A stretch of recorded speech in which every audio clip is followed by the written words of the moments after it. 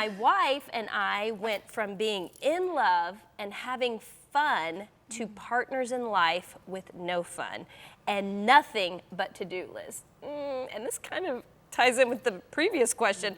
I love my wife, but how can we go from back to being together like we used to be when it was fun? Well, first of all, let go of the used to be. Yeah.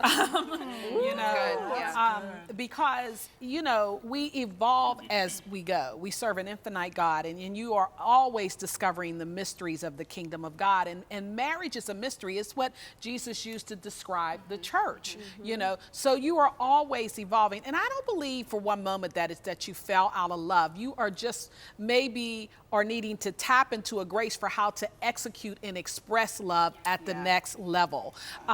Your life changes. You marry and sometimes in a normal course of things, people marry and they don't have children right away, and so they have that time together.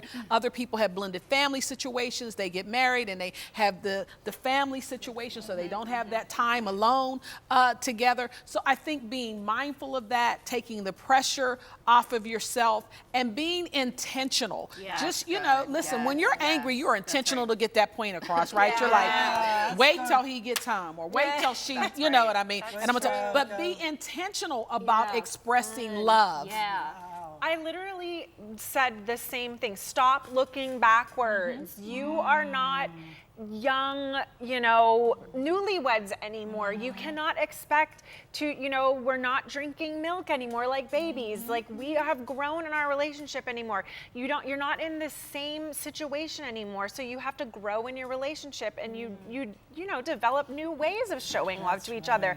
The question asked about, we're stuck with to-do lists. Incorporate your to-do lists in your fun. I will tell you that sometimes date night for Tim and I is going to Home Depot, okay? Sometimes it just is.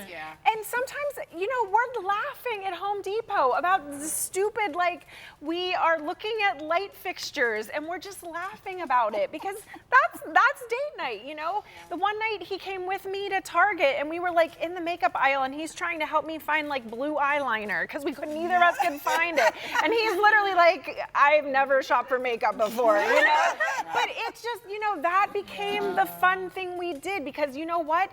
It's time together, and you have to be intentional about that time together, whatever it is in your current life circumstances. Amen. Are you intentional, Roxy? Oh, boy. About fun. Tell me about something fun you do. You know what? You know I can't.